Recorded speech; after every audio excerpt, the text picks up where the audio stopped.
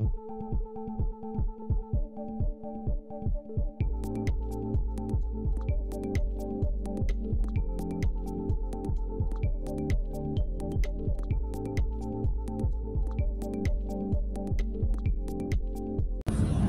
diundang oleh Bang Reza Indragiri ya di podcastnya itu, nah ternyata saya mendapatkan informasi dari Bang Reza Indragiri itu ternyata sebelumnya Mas Roy Suryo pernah diundang juga menjelaskan terkait dengan masalah CCTV dan handphone.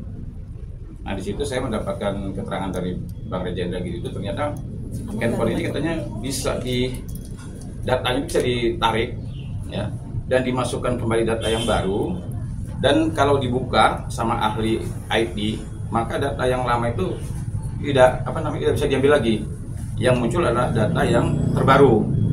Nah karena kemarin saya sudah mendaftarkan gugatan ya, gugatan ini kan saya tujukan kepada Pak Kapolri ya.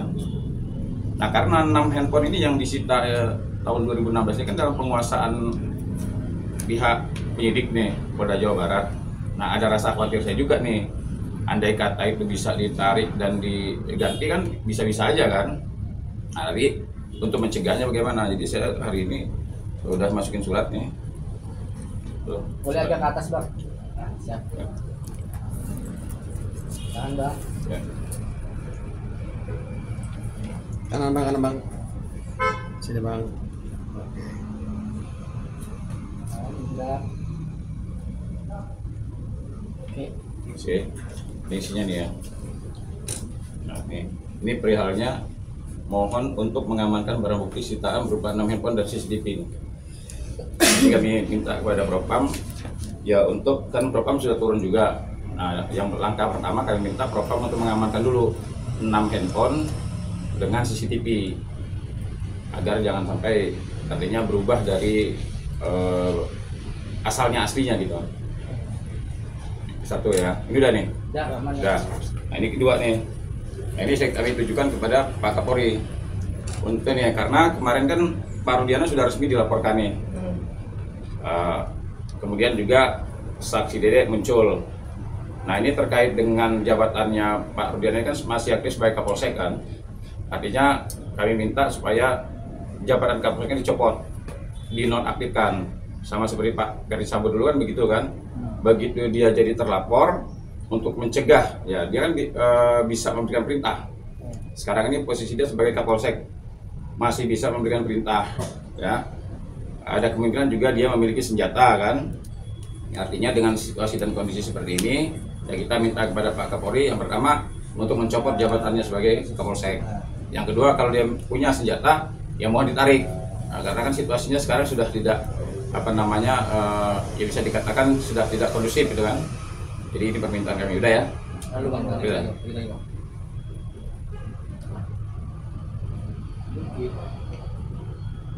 Oke. Nah, jadi kenapa tadi saya bilang mendadak? Ya karena tadi kan yang pertama Pak Rudiana dilaporkan, yang kedua muncul saksi Dede. Ini kan rasa khawatir kita tinggi juga. Apalagi tanggal 31 nanti kan ini sidang pertama nih. Gugatan yang sudah kami daftarkan terus artinya sudah mulai masuk sidang pertama. Nah, kami khawatir ya justru CCTV dan handphone ini ya mudah-mudahan masih dalam kondisi yang baik dan tidak berubah-ubah. Karena saya jujur aja begitu dengar kabar dari Bang Reza Indragiri kemarin saya kaget, waduh kalau begitu ya memang sangat membahayakan ya. Bahkan saya juga rencana mau mengajukan judicial review nih, uji materi ke MK. Artinya nanti besok-besok kalau seandainya ada pihak penyidik melakukan penyitaan khususnya terhadap handphone ya, kan hampir setiap pelaku diduga pelaku tindak pidana yang sudah menjadi tersangka pasti handphonenya disita. Nah permasalahannya ketika disita, kalau berita acaranya tidak ditulis secara rinci, isinya apa saja, kalau ada video berapa lama durasinya. Nah kalau tidak secara rinci dibuat berita acaranya dan disaksikan oleh penegak hukum lainnya, contohnya seperti advokat kan penegak hukum. Nah kalau seandainya isi dari handphone itu tidak bisa dibuatkan berita acaranya, isinya, keaslian dan sebagainya, ini kan bisa jadi membuat membuka celah ya. Nah, kita kan tidak semua penyidik itu 100% benar semua kan. Nyatanya kan ada juga penyidik yang menghilangkan barang bukti. Contohnya seperti Pak Ferdisambo dulu kan CCTV dikurangi atau diganti dan sebagainya. Nah ini untuk mencegah jangan sampai ya orang yang tidak bersalah, ya kita kan boleh-boleh aja kan menduga kalau ketemu penyidik yang nakal. Nah, jangan sampai nanti ternyata isi dari handphone itu bisa direkayasa. Ini hanya untuk menghindari aja, jangan sampailah nanti ada orang yang tidak berbuat ternyata bisa dibuktikan melalui handphone. Kemarin Peggy Setiawan juga kan katanya akun ini kan sempat diambil juga tuh kan. Nah ini kalau umpamanya ketemu ya, ini alhamdulillah nggak ada tidak ada perubahan. Tapi kalau seandainya ketemu penyidik yang nakal, kan bisa juga akunnya dirubah dan sebagainya. Ini intinya begini, kami datang ke sini untuk melakukan pencegahan. Jangan sampai ada tindakan-tindakan yang justru ini bisa mengarah kepada orang yang tidak bersalah itu dihukum saja. Bang, ini untuk mempertegas aja ya, untuk 6 HP tadi itu HP Ya. milik terpidana semua. Ya, di dalam putusan itu ada 6 handphone yang sudah disita. Nah, cuma kan di berita acara itu tidak secara spesifik dinyatakan bahwa apa keterkaitan handphone ini. Kalau digunakan untuk melakukan kejahatan, ya enggak. Atau dipersiapkan untuk melakukan kejahatan, juga enggak. Atau hasil dari kejahatan, enggak juga. Sama CCTV. Makanya kami melakukan gugatan itu, ini handphone fungsinya apa, untuk apa. Nah, kami meyakini handphone itu ketika disita, kami meyakini ini pasti dibuka kan. Pasti penyidik tahu isinya apa. Nah, kalau seandainya isinya itu tidak diungkapkan, ya kami khawatir gitu kan. Justru isinya ini ini kan kalau dibuka kan isi handphone itu artinya kebenaran kan. Nah, kami melihatnya kok diduga ada penyidik yang menyembunyikan kebenaran.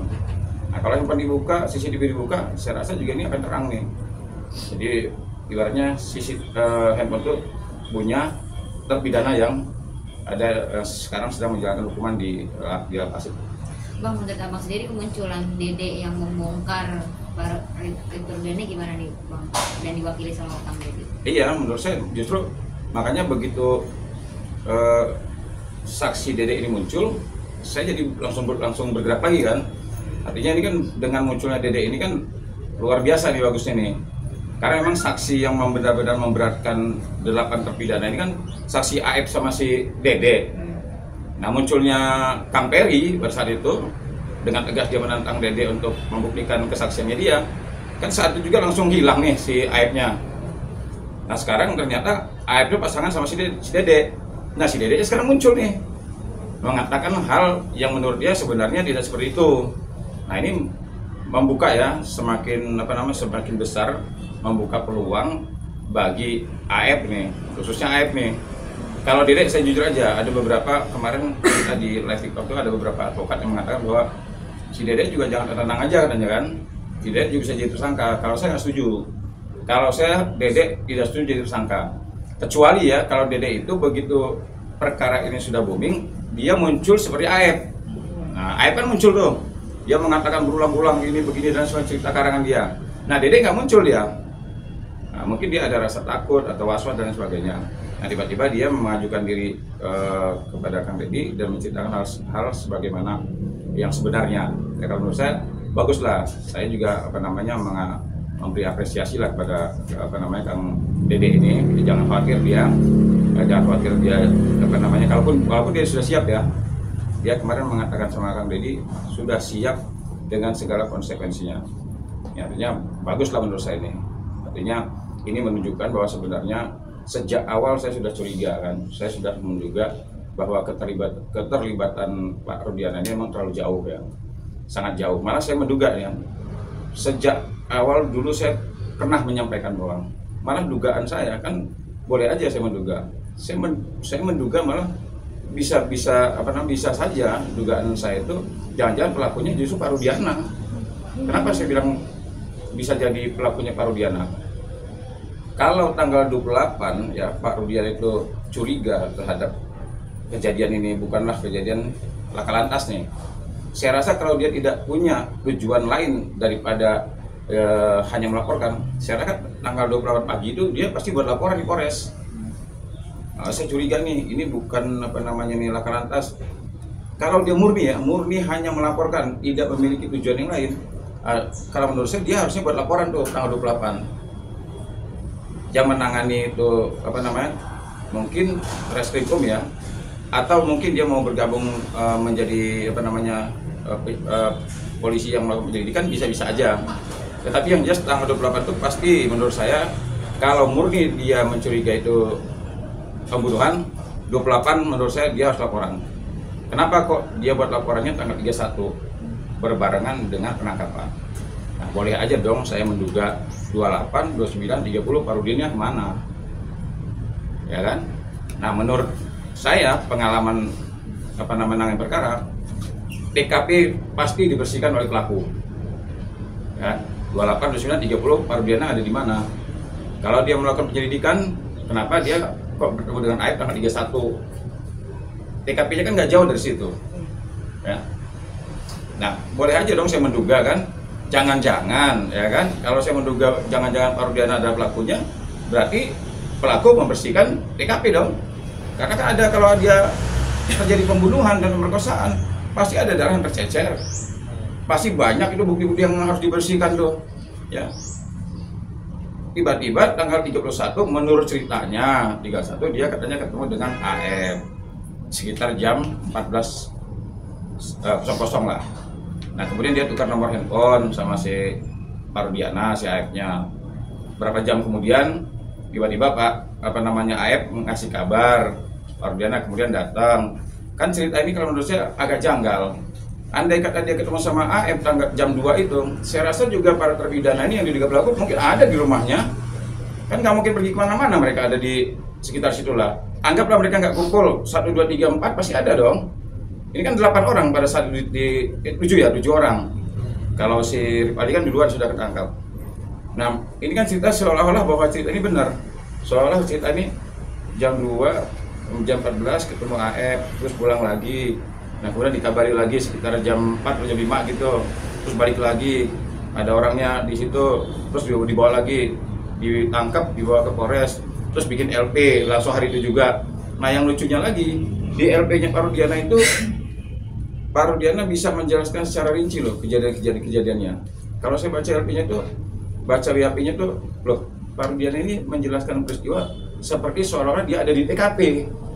Ini di sini namanya ini 11, ada nama 11. Nah, terus menurut saya kalau seandainya Parudiana benar-benar ya mau mencari pelakunya siapa, nah ketika mem-BAP 7 orang ini kan tidak mengaku awalnya.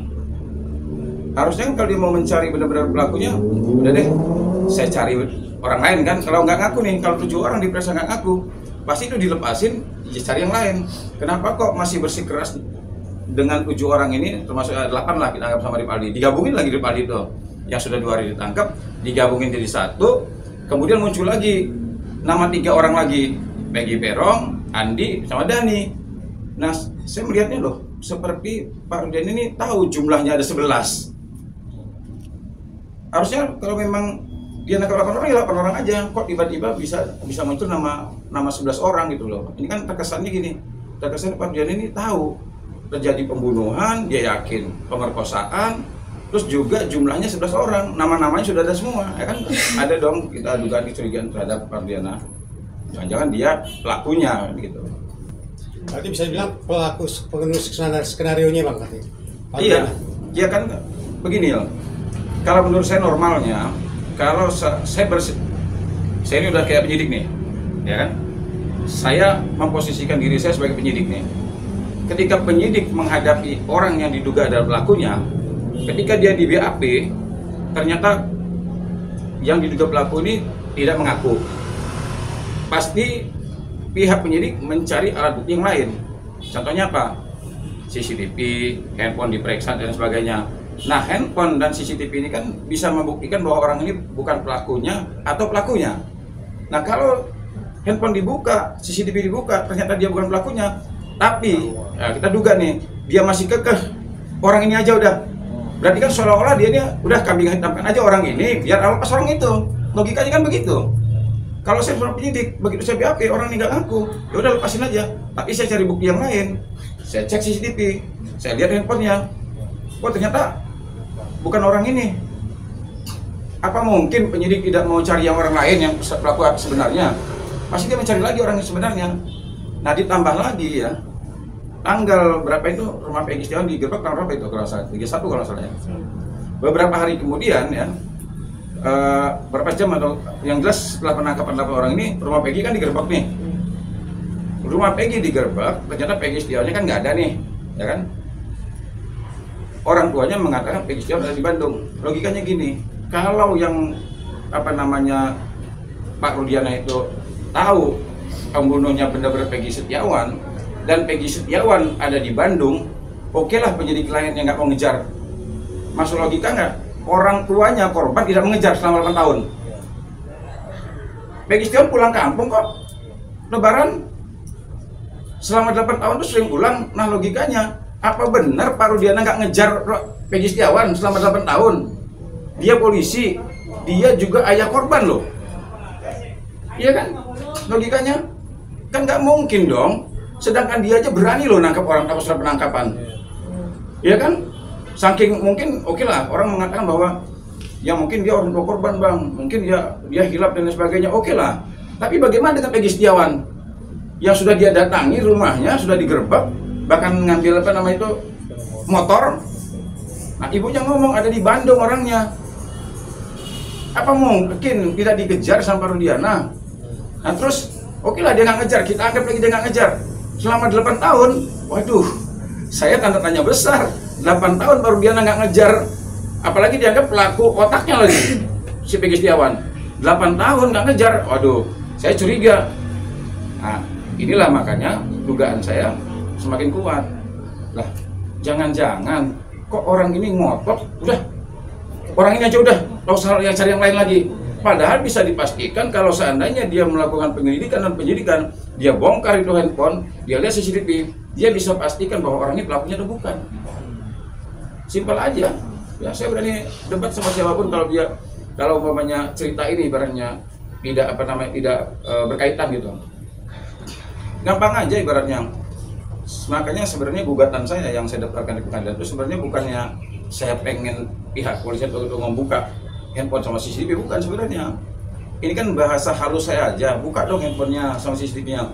Sebenarnya sih pengennya ngomong gini, Pak, Bapak kemarin kan sudah lihat tuh CCTV sama handphone, isinya apa Pak? Kan nggak mungkin dong handphone disita nggak dibuka, terus CCTV dia ambil nggak dilihat, kan nggak mungkin. Nah cuman permasalahannya, berani nggak mereka mengatakan hal yang sebenarnya yang ada di handphone sama di CCTV? Nah kalau seandainya nih, kita anggaplah handphone sama CCTV itu ternyata isinya benar-benar memperlihatkan 8 terpidana ini ada pelakunya. Kira-kira polisi ngebuka nggak? Pasti dibuka. Karena apa? Inilah yang menguatkan mereka menjadikan tersangka 8 terpidana ini. Inilah yang akan dibongkar sama mereka di persidangan segala macam apa? Karena 8 orang ini terbukti benar pelakunya. Nah pertanyaannya, kalau seandainya isi itu nggak dibuka, apa? Berarti 8 terpidana bukanlah pelakunya, simpel aja.